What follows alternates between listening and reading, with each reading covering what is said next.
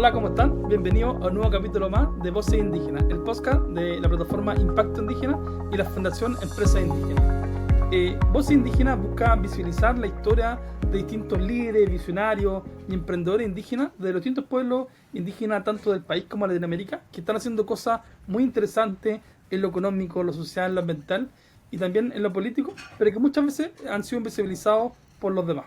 En esta temporada estamos contando y conociendo a distintos emprendedores indígenas de nuestro país. Hoy uno de ellos nos acompaña desde Calama, pero él es de Tarapacá. Pablo Araya, él es el fundador de Alicum, una gran marca que tiene tanto una mueblería como una juguetería, y que combina utilizando técnicas de madera reciclada y tecnología para contar la historia y la convolución de los pueblos de Quita y otras culturas del norte de nuestro país. Muy bienvenido, hermano Pablo, qué gusto estar con usted. Hola, ¿cómo estás? Gracias primero por la invitación. La verdad es que ha sido una instancia bien grata. Ya tuvimos una pequeña conversación previa y la verdad es que me siento muy agradecido por la instancia. Ahí totalmente a disposición para lo que se viene hoy día. Muchas gracias, Pablo. Nos gusta que personas jóvenes como tú, 24 años, sean tan emprendedores. O Sí. sea, tú eres deportista, emprendedor, ya tienes como otra empresa, terminaste tu universidad. ¿Nos podrías contar un poco más, en tus propias palabras, quién es Pablo Araya, de dónde es su origen y cómo ha llegado hasta este momento? Súper, mira, yo me presento, mi nombre es Pablo Araya, yo soy hijo de Mario e Isabel, tengo la oportunidad de tener los mejores papás del mundo que creyeron en mí desde que era muy chico. Bueno, ¿cómo parte la historia? Yo era un niño muy hiperactivo cuando pequeño, loco como nadie, parecía cabre cerro, andaba colgado de las cosas, me caía, era un terremoto, un demonio de Tasmania, como muchos podrían decir, y eso me ayudó mucho, porque al final esa energía me llevó a que después la canalizara en el deporte, me focalicé tanto en eso que para mí no existía nada más que el fútbol. Me permitió llegar a cumplir el sueño de jugar por el club de mis amores, que es Cobreloa. Después tuve la oportunidad de irme a jugar a Iquique. Conocí una ciudad muy linda, unas personas muy potentes, que es la ciudad de Iquique, la ciudad de la tierra de campeones. Y yo creo que eso se me pegó un poco porque eh, me dio la fuerza para atreverme a irme de la casa a los 16, 17 años casi cumplidos, y emprender vuelo. Y después obviamente me abrió oportunidades para estudiar, estudié ingeniería comercial en la Universidad de Santo Tomás, en la noche, de hecho mi cuarto medio también lo tuve que sacar en la noche allá en Iquique. Eso me dio una mente totalmente distinta porque me empecé a vincular con gente adulta, con hijos, con realidades totalmente distintas. Mis mismos profesores en el día eran gerentes de alguna empresa, un hotel. Entonces todo eso era como cuando estáis echándole ingredientes a una receta. Y es lo que a mí hoy en día me tiene liderando una hermosa empresa que es Alicum, que tuve la oportunidad de fundarla el año 2019, a finales del 2019. Vivimos momentos difíciles con pandemia, vivimos momentos difíciles también con las variaciones a veces económicas que han habido, pero hoy en día está integrada por 6 personas, 6 familias que dependen de nosotros, que tienen una realidad distinta gracias a que ingresaron a trabajar con nosotros, y bajo un concepto de cuádruple impacto, que ahí eso te resume mucho de lo que me dijiste en el comienzo, que nosotros somos una empresa que representa tanto los valores sociales, ambientales, lo que viene, el patrimonio, que nosotros lo llamamos como por separado, y después lo económico. Y en ese orden, porque en realidad el 2019 con el estallido nosotros entendimos lo mismo. O sea, primero viene lo social, preocupémonos de la gente. Segundo, lo ambiental, porque sin medio ambiente no tenemos donde desarrollar economía. Lo patrimonial es lo más valioso porque nos da la hoja de ruta de miles de años de nuestra historia como humano. Y obviamente viene lo económico, que es la sostenibilidad del proyecto, pero no bajo el concepto de economía por sobre todas las cosas, así como medio maquiavélico, no. O sea, tenemos que crecer en ese camino, en el camino del cuádruple impacto. Cuéntame un poquito más antes de avanzar como de lleno en lo que es Alicum. Eh, tú eres de Aquita, ¿cierto? Me contabas que tu familia estaba en la cuarta región. No sé si nos puedes contar un poco más cómo fue esa migración entre distintas Sí, regiones. Hemos visto que es algo bastante común en los pueblos indígenas del norte. ¿Y cómo fue para ti el descubrir que eras de Aquita, lo que significa, quién te enseñó, cómo iniciaste esa ruta? mira, es una historia bien bonita porque, bueno, mi familia es de la cuarta región, de hecho, bueno, todo, mi abuelo, mi abuela, mi mamá, mis tíos, o sea, mi madrina, que al final son como los primeros hijos, nacieron en Canela. obviamente en los años 70, más o menos como, ponele 70 justo, a finales de la década de los 60, toma la decisión de venirse para Calama. Mi abuelo desde muy joven entendió que obviamente la vida de campo era muy dura. Pues mi familia tenía la posibilidad de sembrar comino, de trabajar la tierra, pero habían épocas de sequía, habían épocas bastante duras que obviamente desde la percepción de ellos era como, yo no quiero que mi familia viva esta misma realidad. O sea, de tener hijas que tengan que trabajar con arado, ¿me entiendes? Con sembradío. Era como, quizás podemos ver mejores oportunidades. Y mi abuelo desde muy joven, casi de los 18 o 19 años, ya estaba...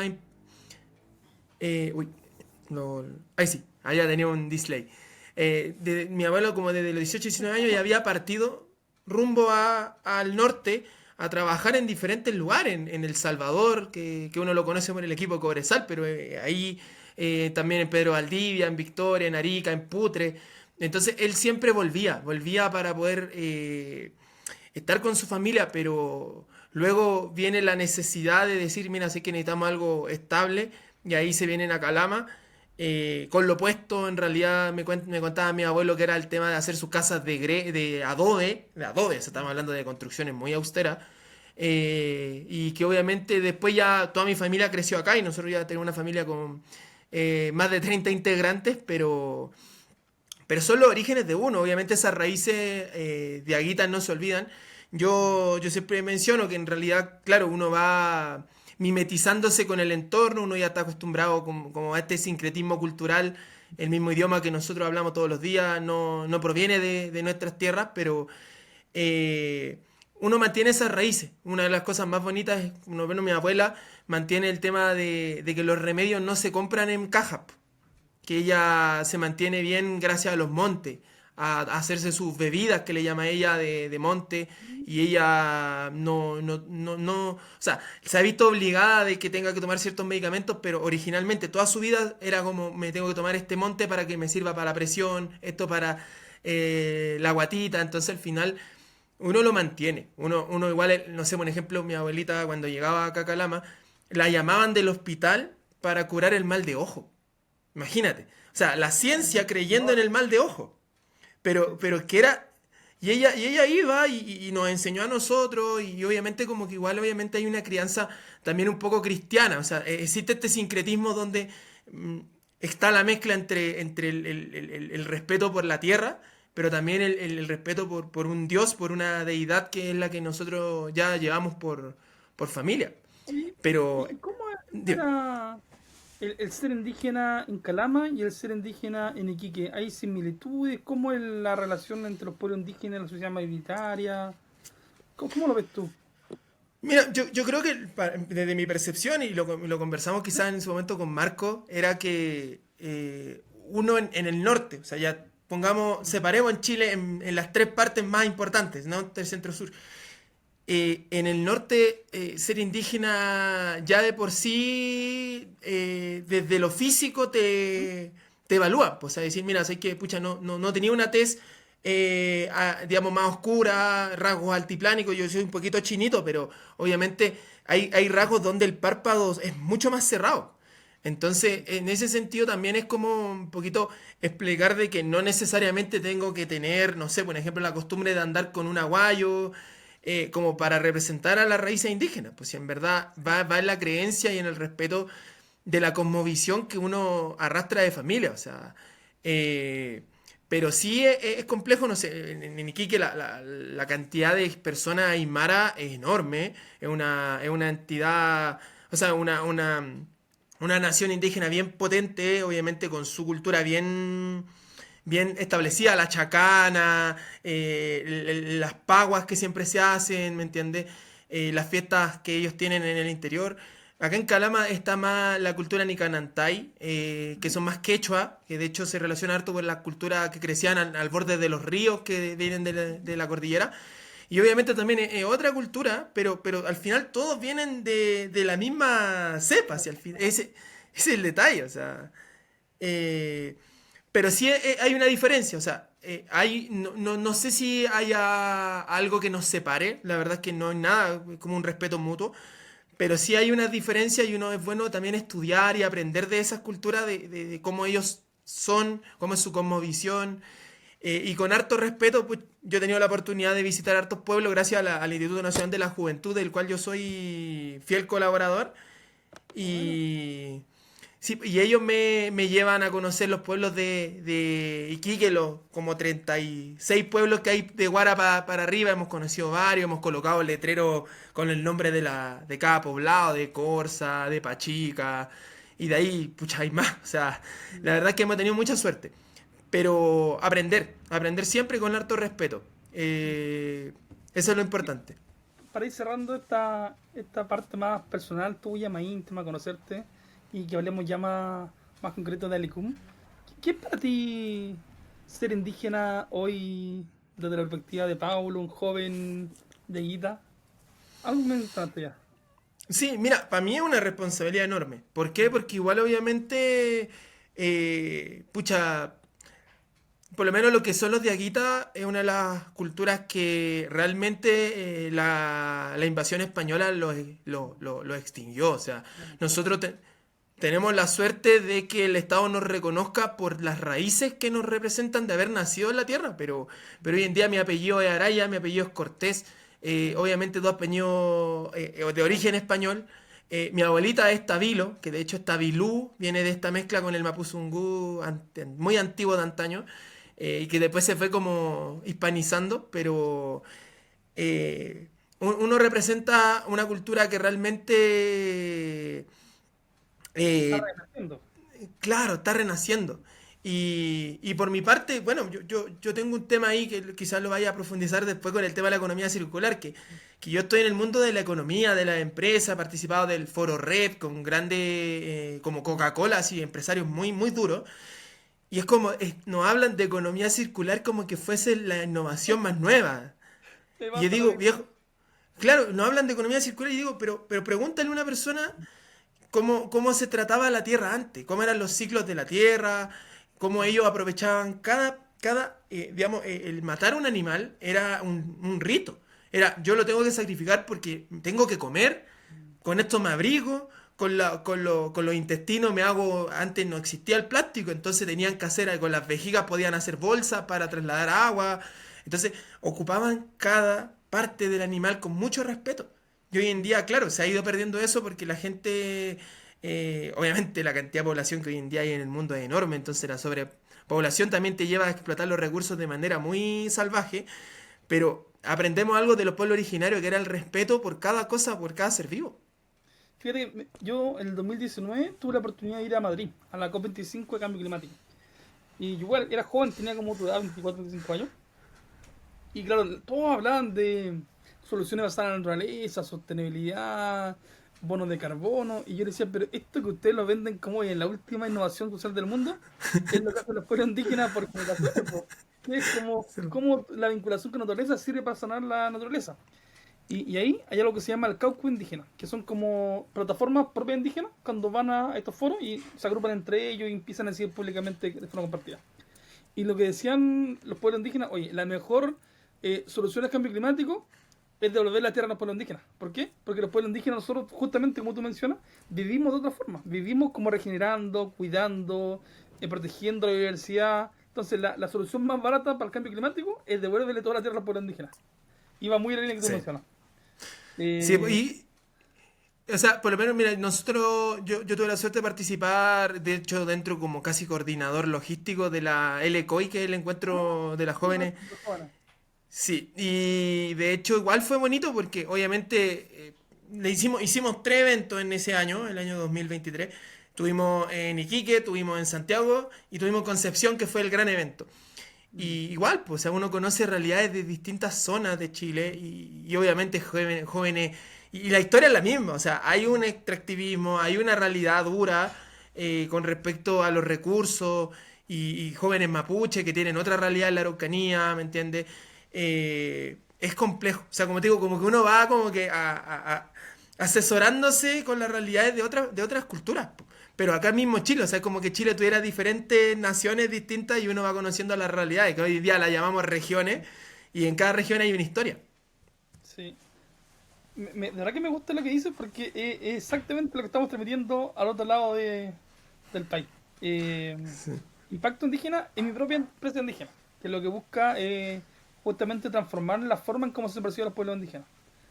A los pueblos indígenas se les suele ver como mero grupo vulnerable, como gente que hay que apoyar, grupos de no sé, gente pobre, que el Estado o la empresa tiene que ayudarle, pero los pueblos indígenas somos mucho más que eso. Los pueblos indígenas, Sí. como tú bien mencionas, ya estamos impulsando un cuadro de impacto positivo, estamos haciendo muchas cosas en cambio climático, en biodiversidad, en economía circular, en reconciliación incluso. Entonces, lo que busca Impacto Indígena es cómo visualizamos, cómo cambiamos esta forma de los pueblos indígenas y cómo empoderamos, apoyamos y articulamos proyectos colaborativos entre pueblos indígenas y otros actores claves que compartan también esta visión. Ahora entremos de lleno a lo que es Súper. tu visión, tu trabajo. ¿De dónde surge Alicum? ¿Cuál es su historia? ¿Qué significa? ¿Cuándo comenzaste con este increíble emprendimiento? Mira, Alicum nace como o sea, una solución a un problema personal que tuve. Como te contaba, yo jugaba fútbol profesional, tuve la suerte de irme de mi casa muy chiquitito y obviamente los recursos no siempre son lo que uno cree, o sea, en realidad no te pagan, te dan aportes de vez en cuando, entonces todo eso generó que yo, en la casa que teníamos en Iquique, donde me hospedaba, siempre tuviera muy limitado a tener cosas. Obviamente siempre me las arreglaba, vendía zapatillas, vendía... Porque zapatillas, ¿por qué? Porque traía zapatillas de afuera, se las vendía a mis mismos compañeros que eran chicos que les gustaba la marca Jordan y ese tipo de opciones. Entonces, yo ahí me movía, pero en algún momento, chuta, hice la inversión de comprarme un mueble en una multitienda y el mueble no me duró ni un mes. Y yo dije, chuta, me gasto un montón de plata para tener un mueble y la cuestión se desfondó, o sea, la base de cada cajón era un cholguán. Y esa molestia fue como, ¿sabes que yo puedo hacer las cosas con mis propias manos?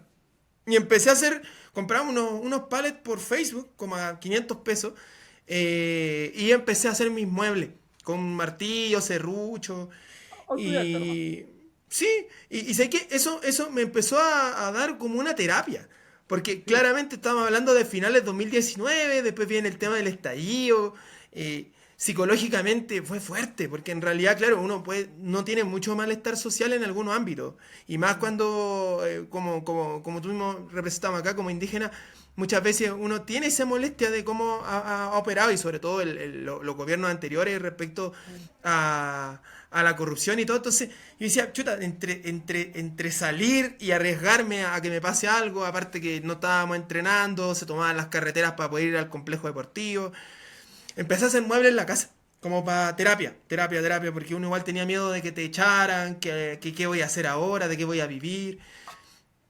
Y un amigo me dice, oye, ¿sabes qué tan bonitos los muebles? Podríais venderlos.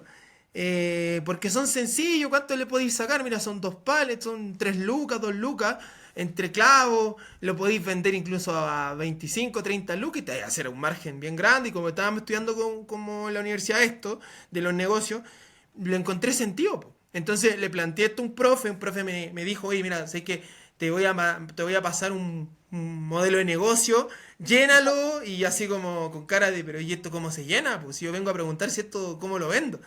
Claro, nunca me di cuenta que en realidad lo que me estaban ayudando era armar una empresa. sí, po. No era vender, era armar una empresa. Entonces, cuando yo, obviamente, dentro de esa búsqueda, me empiezo a acercar a los centros de negocio que habían en Iquique, había uno, a una incubadora que había que le pertenecía a INACAP, y ahí me dijeron, no, chico, podía hacer algo más importante porque el pallet es un residuo. O sea, lo que tú estás haciendo tiene otro valor. Sí. Y de hecho te vamos a invitar a un evento que se llama, o sea, no me invitaron a la COP25, pero me invitaron a los eventos como relacionados a esto que hacían y empecé a conectar muchas cosas. Me empecé a acordar de Calama, me dije, oye, sé que tienen razón por la contaminación. Yo me acuerdo cuando yo era chico y el río Loa cambiaba de color, había menos pajaritos, ¿me entiendes? O sea, me empecé a dar cuenta de que yo nací en Calama, en una ciudad que tiene 5 mineras alrededor, que todas las mañanas se veía una nube de polvo llegar a la ciudad. que los índices de cáncer son altísimos. Entonces empecé a decir, oye, acá hay un problema. La minería es una industria muy valiosa en temas económicos, pero en temas ambientales son un desastre. Y ahí es donde me conecté. Y ahí dije, este es mi momento, porque yo cuando mi papá, con mi viejo me peleé muchas veces porque el sueño de él era que yo trabajara en la minería, porque la minería te da salud, te da educación, te da bienestar, te da hasta, en ese entonces daban hasta casa. Entonces me decía, estudia eso, porque mis jefes son ingenieros civiles industriales o son ingenieros en minas, estudiaron en Concepción. Entonces me empezaba a meter de que la minería era lo mejor del mundo y yo en mi mente decía, no, pues yo soy activista, a mí no me gusta la minería por eso. Entonces, cuando me reconecté, en ese momento donde dije, yo puedo ser parte de la minería, pero desde la solución a la minería, de, de limpiar la basura de la minería y transformarla en valor. Y créeme que ese fue el propósito que desde 2019 tomó mi corazón y me lo llenó de ideas y de amor por lo que quería hacer para el resto de mi vida. Obviamente vino la pandemia, yo ya estaba a mí me participé de un proyecto de SQM donde me obligaban a formalizarme, entonces me formalicé como empresa, no sabía nada, tenía 18 años, pero lo hice igual. Y créeme que esa fue la mejor decisión porque con la locomotora andando siempre tenía la necesidad de aprender, pues, de rehusarme a renunciar. Entonces, la pandemia me sirvió para estudiar, para aprender más del negocio, a vincularme con más organizaciones. Y pucha, ese salto, tú me decís, ¿qué pasó? O sea, 5 años después, hoy en día es una empresa que ya trabajó con Collahuasi, o sea, ya hemos trabajado con todas las mineras grandes de la primera región y hoy en día estamos llegando a Calama trabajando con BHP. Po.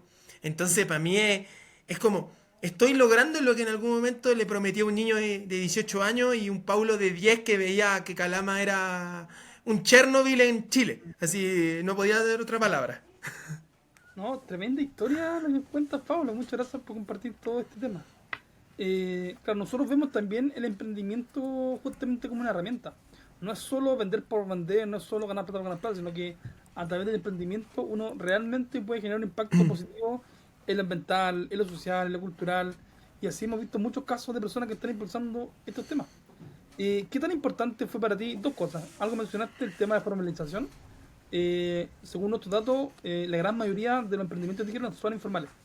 Y esto porque, claro, de repente no le gusta el tema más legal, el tema del Estado, pero si uno no se formaliza, la empresa le cuesta mucho crecer. No puedes postular a fondos grandes de Corfo, no puedes pedir crédito, no puedes registrarlo en INAPI, tiene una serie de problemas más. Y lo otro, ¿qué tanto te ayudó el haber estudiado una carrera universitaria vinculada a negocios para el desarrollo de tu marca Alicom como tal? Sí, mira, respecto a la primera pregunta, siempre vaya a tocar un tema que es bien delicado con la cultura indígena, que al final es cuál es nuestra relación con el Estado chileno. Yo crecí, obviamente, nací en un hospital chileno, o sea, no vengo de una desconexión total, o sea, estudié en un colegio acá en Calama, siempre estuve con todos los ministerios encima, ¿me entiendes?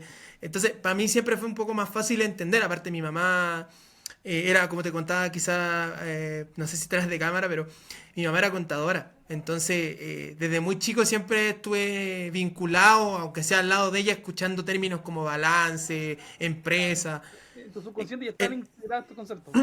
Sí, pues claro, yo sí, lo mío lo viví solo. O sea, no pedí ayuda a nadie de mi familia, yo me la viví solo allá respecto al tema de formalización. De hecho, mis papás tenían mucho miedo de que yo hiciera eso porque me decían, no sabí, te puede pasar algo, así, los papás muy aprensivos. O voy a dejar la carrera, la clásica, para estar emprendiendo. Sí, pues, o sea, de hecho, mi papá siempre también el tema de los estudios, o sea, usted es futbolista y haga lo que quiera, pero a nosotros no nos interesa eso, nos interesa que usted estudie, o sea, siempre fueron como muy de línea con nosotros.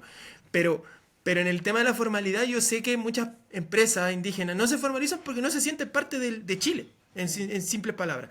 Y por otro lado está la gente que tiene miedo, que dice, oye, pero esto ¿para qué me va a servir? Porque voy a tener que pagar impuestos, que los permisos, que también viene otro desafío del Estado chileno, que es simplifiquemos las oportunidades para hacer empresas. O sea, yo entiendo de que antes todo se hacía a papel y tenías que tener un abogado para constituirte, y hoy en día existe empresa en un día, pero también es complejo el tema no sé, pues de la obtención del arriendo con fines comerciales, que ahora lo están pidiendo harto.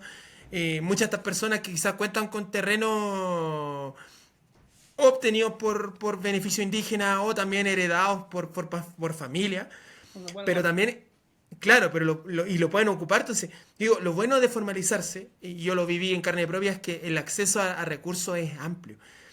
Quizá hoy en día el 75% de los fondos tienen focalización de género, y eso no lo vamos a cambiar porque es la política de Estado que hoy en día nos rige, pero sí hay harta oportunidad y recursos amplios, desde 3 millones, 6 millones, en Corfo de 15, 25 hasta 280 si queréis desarrollar algo con la agroindustria. O sea, estamos hablando de que, de que hay oportunidades que no por estar formalizado va a estar como vendiéndote al sistema es una palanca. económico, claro, económico que nos rige. No, no, no. O sea, hay muchas cosas que tiene nuestras culturas ancestrales que son muy valiosas, pero la parte rudimentaria siempre es bueno ir migrándolo a algo menos duro con el cuerpo, menos duro quizás con los animales, antes arado con bueyes. Y claro, hoy en día existe tecnología para poder hacer eso. Hoy existe tecnología más limpia, como el tema de la electromovilidad, la luminaria. Entonces, siempre ahí va en la evaluación de conciencia de cada uno. O sea, qué es lo que para mí es transable y qué otras cosas para mí no son transables. Pero totalmente es necesario formalizarse. Hoy en día no eres nadie en el mundo si no estás formalizado, porque hasta la permisología, yo tengo harto amigos indígenas en Iquique que tienen empresa de turismo y Cernatur es su mejor amigo y se los llevan para Brasil y se los llevan para Argentina, porque tienen que ir a vender la experiencia, de conocer una chacra, y los brasileños vienen y pagan. Entonces, siempre va a ser bueno estar vinculado con el Estado chileno, porque el propósito del Estado chileno hoy en día es la reparación y el apoyo de los indígenas. Ya no es como antes, que era totalmente distinto. O sea, estamos en tiempos modernos. Qué interesante Sí. todo lo que nos ha contado Paulo. Me encanta cómo ha logrado combinar lo indígena, cultural, pero también con el tema de la economía circular y cómo está generando este impacto positivo, este cuádruple impacto positivo. Cuéntanos un poco más, no sé, ¿cuáles son los siguientes pasos que quieren hacer más adelante con estas dos empresas, tanto la molería como la juguetería? Mira, y te agradezco harto también la oportunidad de poder contar lo que estamos haciendo. Igual les decía, pues nosotros tenemos las otras líneas que son la recondicionamiento de pallet, tenemos la fabricación de regalos corporativos para la industria. Y hoy en día el desafío de nosotros es poder, primero, crecer. O sea, siempre la idea es poder aumentar el impacto. Hoy en día la cantidad de pallets que podemos valorizar es más o menos 2 toneladas al día, depende de la carga que se gestione. Pero Al día. sí, Ya. es una cantidad grande de madera que nosotros tenemos que siempre tratar y que tenemos que ir categorizando. Entonces, hoy en día tenemos la oportunidad, de hecho, de crecer, y que hemos mezclado alianzas, tanto a nivel central como también zonal, y estamos trabajando con reinserción laboral. De hecho, tenemos una oportunidad de crecer hacia Calama, que ahí es donde viene el sentido de todo joven que salió de su pueblo y decirse que yo quiero volver a hacer algo con mi gente. Y tengo la oportunidad de volver a Calama, para poder hacer lo mismo que estoy haciendo en Iquique, de valorizar la madera, en este caso de BHP Spence, junto a Reciter, que es nuestro principal patrocinador. Y nos están entregando la oportunidad de darle oportunidades a más de 10 personas que se encuentran privadas de libertad y que hoy en día van a ser nuestros carpinteros, que van a estar fabricando muebles, que se les va a estar remunerando de buena manera. Entonces, sabemos que es una gran responsabilidad porque vamos a estar creciendo, vamos a tener una nueva preocupación, pero también una linda instancia para generar mayor impacto, porque hoy en día a veces uno siente que la Iquique te va quedando chico, porque ya en 5 años hay hartas personas que ya te han comprado alguna vez, y obviamente siempre quieres hacer nuevas alianzas, y la industria minera igual te va reconociendo y te van comprando regalos. Entonces, hoy en día Calama es un nuevo desafío, y sabemos que con harta calma lo vamos a lograr, y que obviamente por mi parte es una deuda que tenía con mi ciudad, y parte de eso lo estoy logrando gracias al apoyo de las instituciones también gubernamentales y también de la industria privada. Sí, nosotros hemos visto, claro que hay dos dimensiones en la relación con la empresa. evidentemente muchas industrias extractivas han generado impactos súper significativos y negativos en los territorios, en los medio ambientes, en la conflictividad social también, pero también algunas se están abriendo, lo que nosotros llamamos algunas empresas responsables, a colaborar con los pueblos indígenas, sin desconocer que tienen que reparar muchas cosas ambientales, sociales, también están como generando oportunidades para los pueblos indígenas. ¿Tú crees que es importante fortalecer ese camino? Me imagino que hay mucho más por avanzar. Nosotros hemos visto que hay países como Nueva Zelanda, Canadá, Australia llevan 30 años de ventaja. Allá tenemos fondos de inversión indígena, hay banco indígena, hay MBA inclusivo para negocio indígena, y las empresas sí son mucho más, apoyan mucho más a los pueblos indígenas. Así que, ¿cómo lo ve esa colaboración público-privada indígena?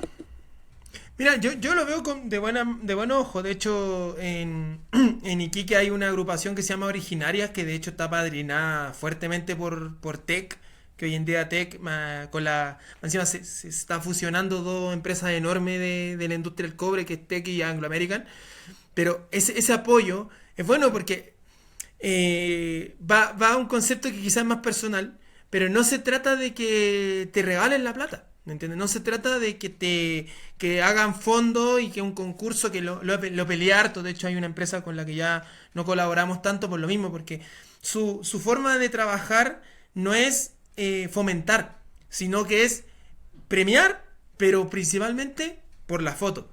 Entonces ellos, su interés, que todos los años gane alguien distinto. ¿Por qué? Porque tiene que cumplir con ciertos parámetros, que tiene que ser mujer, que tiene que ser indígena, que tiene que ser de un pueblo. Entonces ellos venden el concepto de lo ayudé, foto. Y no es la idea, no es la idea es fomentar, la idea es decir, ya, yo te conocí ahora con este premio, pero usted ahora entra dentro de mi base de datos de proveedores. Hoy día va a entrar un proceso donde yo lo voy a registrar como proveedor de la minería. Vamos a pagarle o lo vamos a ayudar para que usted cumpla con las certificaciones que yo mismo le pido. Entonces, eso se llama nivelar para arriba. O sea, es llevarlo a que la persona se gane la platita con sus manos. ¿Me entiendes? Y que pueda ser proveedor mío. Pero no solamente regalarle 3 millones y pucha 3 millones por la foto. O sea, no sé si me entiende. No es controversial quizás No, lo que estoy diciendo, que es así, pero es no, como totalmente. cambio de perspectiva. Y de hecho, eso es lo que inspiró a la Fundación de Empresas Indígenas. Nosotros nos inspiramos en una organización de Estados Unidos que se llama NMSDC en inglés, que es Consejo Nacional de Desarrollo Progreso Comunitario. ¿Y qué implica eso? Nació en el año 70, al alero de la revolución de los derechos civiles en Estados Unidos. Dijeron, oye, no basta reconocerle a los afroamericanos sus derechos civiles, de voto, de protección, sino que también hay que fomentar su economía. ¿Ya? Y ahí surgió Sí. el desarrollo de empresas de minería. Allá son de afroamericanos, latinos, pueblos indígenas, y ese modelo se replicó en varias partes del mundo. En Canadá, Nueva Zelanda, Australia, Brasil, y nosotros estamos replicando en Chile. Y lo que busca es justamente eso. ¿Ya? Está muy bien que las empresas quieran hacer filantropía, representación empresarial, pero cosa distinta es el desarrollo de empresas indígenas, el ser socio de los pueblos indígenas. En Canadá, por Sí. ejemplo, los pueblos indígenas trabajan en distintas industrias, pero también son proveedores. La empresa les contrata un porcentaje de económico, o incluso los pueblos indígenas son parte de los directores de la empresa de allá. En Canadá, los indígenas han logrado tanta autonomía económica que hoy están comprando las empresas que antes no eran indígenas y generaban impacto. Imagínate acá en Chile, los mapuches Mm. tenemos tanta plata y compramos las forestales. Y cambiamos el modelo de negocios Sí. forestales y regeneramos los territorios y cambiamos la erosión de los suelos. Eso está ocurriendo en Sí. Canadá. No es una locura, es lo que está ocurriendo en el mundo. Así que está muy bien lo que tú mencionas y algunas empresas justamente están avanzando en esa línea. Sí, pues de hecho es que a eso voy, porque igual obviamente es un tema súper delicado, o sea, como te digo, igual el tema de la responsabilidad ambiental lo estoy viendo en Santiago. No sé si viste la campaña que lanzaron de reemplaza tu estufa por un aire, por una calefacción. Claro, esos son políticas de mitigación y de subsanación de impactos ambientales. O sea, lo hacen porque están obligados a hacerlo, porque tienen que, de una manera, la minera tiene que plantear una solución de decir, yo se voy a seguir contaminando, yo voy a seguir generando daño ambiental. Entonces, ¿qué hago yo como subsano? Ya, tenéis que, a todo Santiago tenéis que regalarle un aire acondicionado. Y agarrar la estufa para que dejemos de generar smog y botarla y fundirla. Entonces, en ese sentido, igual obviamente las empresas mineras, claro, buscan la solución rápida. Pero, que es la foto, que es el buenismo de decir, mira, cambiamos 10 buses por buses eléctricos. pero contamináis lo equivalente a 1 millón de buses eléctricos. Entonces tenéis que meterte la mano al bolsillo y decir, ¿sabes qué? Con los indígenas pasa lo mismo. O sea, tenéis que buscar la manera de fomentar, de que las personas cambien su cultura empresarial, o sea, que la empresa cambie su cultura empresarial y empiecen a invertir en este modelo de valor. Pues, o sea, tenía algo muy lindo que contarnos en el caso de nosotros. Tú dices algo importante. El 2011 surgió algo que se llama los principios rectores de empresa y derechos humanos en Naciones Unidas, que tiene tres grandes pilares. Uno, los estados son responsables de proteger los derechos humanos, pero las empresas también tienen que respetarlos. Y cuando existe Sí. una vulneración, hay que repararlo, ¿ya? Y esto que tú mencionas es justamente reparación, y eso es lo mínimo que se les pide a la empresa, ¿ya? Cuando ellos generen Sí. impacto negativo en lo ambiental, laboral, indígena, tienen que reparar. Pero eso no es un beneficio, ni digamos que agradecer. Oye, lo mínimo que tiene que ser por decencia, si tú impactaste Sí. negativamente, repara, ¿ya? Pero además, si realmente quieres que te reconozcamos como un socio, como un buen vecino, tú tienes que fomentar oportunidades de desarrollo para los pueblos indígenas. ¿Por qué? No es porque seamos especiales o se nos ocurra. En muchos de los territorios en donde hoy está la minera son territorios ancestrales indígenas. Y ese es el cambio que ocurrió en Australia, Nueva Zelanda y Canadá. En esos países está mucho más reconocido los territorios, ¿ya? Y por eso las mineras en esos países tienen acuerdos de colaboración porque reconocen, oye, son territorios indígenas, yo como empresa reconozco eso y busco la forma de aportarle al desarrollo, pero eso es independiente de la reparación por su impacto negativo. O sea, eso es lo mínimo, ni siquiera se discute, ¿sí? Entonces aquí algunas empresas, sobre todo empresas multinacionales que están operando en Chile, tienen como esa mira, oye, yo puta, reparo lo malo que hago, pero además yo me comprometo como a aportar económicamente a las comunidades locales, a las regiones, a los pueblos indígenas, y esa es la línea como tal. Qué Sí. interesante ha sido conocerte, Pablo, y estamos cerrando ya nuestro podcast, y nos gustaría, si puedes darle quizás algún mensaje a las nuevas generaciones de emprendedores. Tú de verdad que eres un caso excepcional. Te partiste muy chiquitito, te fuiste de tu casa a los 17, te sacaste la creta estudiando, a la vez haciendo deporte, estás emprendiendo, estás recuperando cultura, tiene harto que aportarle a las nuevas generaciones. ¿Qué mensaje le puedes dar tú? Yo, pucha, primero que si tienen raíces ancestrales las cuiden, o sea, que valoren la oportunidad que tienen. Yo igual tengo hartas conversaciones con amigos que me dicen, oye, pucha, te enteraste tarde, no sé, por el tema de la certificación, porque cuando es chico igual el Estado te da cierto apoyo y todo el tema, y yo le digo, mira, en realidad es porque uno no necesita un papel que diga, oye, erí de Aguita como para poder serlo de verdad. O sea, yo le digo, mira, sé que yo vengo de la cuarta región, mi familia viene de la cuarta región, y lo vivimos en los platos, lo vivimos en las costumbres del día a día. Obviamente la certificación hoy en día me da un garante en caso de que, no sé, por ejemplo, nuestra empresa quiera crecer y yo pueda acceder a apoyo del Estado para poder obtener un comodato de un terreno, para poder seguir desarrollando lo que estoy haciendo. O sea, uno igual en el negocio tiene que buscar la manera de poder seguir creciendo y si el Estado te da ayuda, buscar la manera de poder tomar esa oportunidad. Pero eso no significa que el papel te haga más o menos indígena. Si tu familia viene del interior, si provienes de algún pueblo, de Ollagüe, acá tenéis Ollagüe, tenéis Esquina, tenéis Chiu, tenéis varios lugares con mucho valor. Y obviamente uno siempre tiene que buscar la manera de darle valor a su casa. ¿Me entiendes? Uno siempre tiene que pensar de que la casa está primero, que si quería hacer alguna mejora, piensa en tu pueblo, piensa en llevar cosas desde la ciudad al pueblo que puedan mejorar la calidad de vida de las personas. Para mí hoy en día ese fue mi desafío y obviamente también lo invito a que se atrevan, a que emprendan. Tener un emprendimiento es difícil, tener una empresa es mucho más difícil, tener trabajadores, responsabilidades, obviamente uno va adquiriendo más y más cosas, pero siempre con un foco que te va dando esa fuerza y esa capacidad de poder hacerlo, pero que se atrevan, que hoy en día acá hay harta oportunidades de parte del Estado, y que obviamente busquemos la manera de unir, de que tenemos mucho a veces resentimiento guardado. Yo personalmente he tenido que cambiar, te decía yo cuando chico mi foco con la minería era no quiero saber nada de la minería, y me dediqué a otra cosa totalmente distinta. Por lo mismo, porque en mi mente de niño de 15 años era como, no, la mejor solución es que Chuquicamata desaparezca, una cosa así. Y sin darme cuenta de que eso generaba también valor a mi región, po.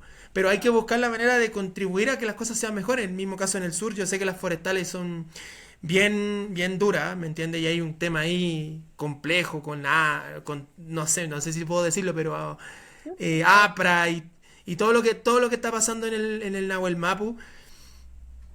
O sea, y en final y al cabo, claro, hay muchas cosas que nos pueden separar, pero parte de la ecuación es ocupar las mismas herramientas para ganarle al contrincante. O sea, el empezar a deconstruir la minería y desde adentro yo limpiar y decir, ¿sabes que la madera sirve?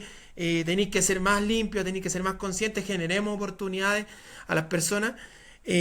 Ha sido una batalla que quizás no voy a cambiar solo a una industria que lleva años haciendo las cosas mal, pero soy algo del cambio, soy un porcentaje que está haciendo un cambio y que hoy en día, como te digo, partió, el primero que creyó en nosotros fue Coyahuasi, después Vinotec, después en algún momento se acercó SQM, se acercaron otras empresas a trabajar con nosotros, pero hoy en día, imagínate, BHP, que es la máxima productora de cobre, te está creyendo en ti y eso para nosotros es como ya no es una, son 5, ya no es un pallet, ahora son toneladas.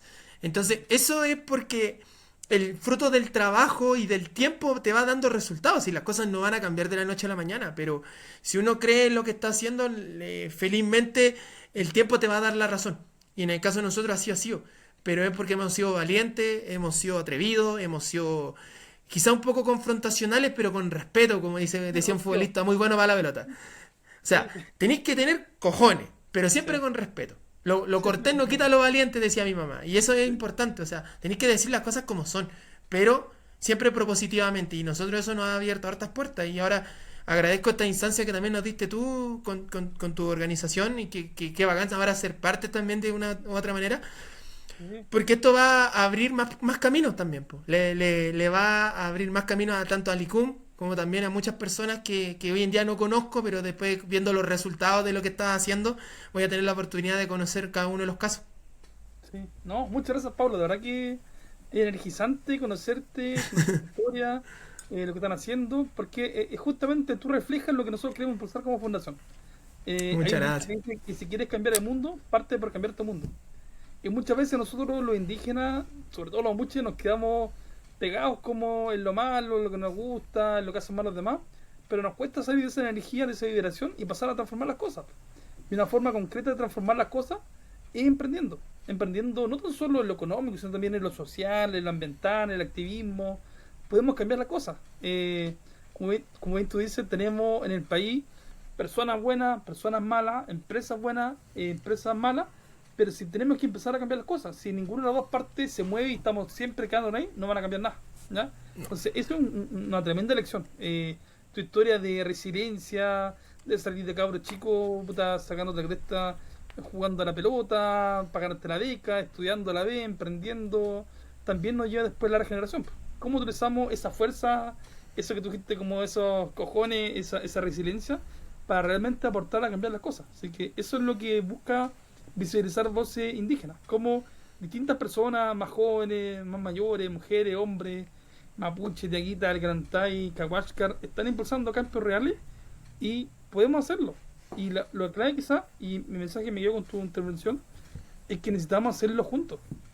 Solo va a ser muy difícil que un emprendedor, un político, un pueblo pueda cambiar las cosas. Si queremos cambiar las cosas en Chile, necesitamos conocernos, articularnos, hacernos cariño, empezar a apoyarnos, empezar a sentirnos parte del mismo movimiento. Así que esa es la invitación de la Fundación de Empresas Indígenas y tú ya eres parte de nuestra red, parte del ecosistema. Nosotros como fundación queremos facilitar una plataforma, pero que ustedes mismos, nosotros seamos los que impulsen este tema. No que la fundación sea una CONADI privada que agarra a la gente y la empuje, sino que como nosotros mismos nos movemos y transformamos en las distintas partes de nuestro país. Así que muchas gracias por esta mañana, por Muchas contar tu gracias. historia.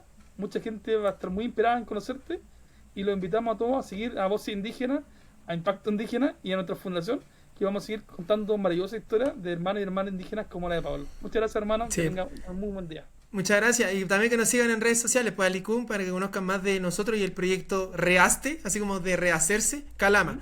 que en realidad estamos contando lo que se está haciendo acá en Calama. Y gracias de nuevo por la oportunidad.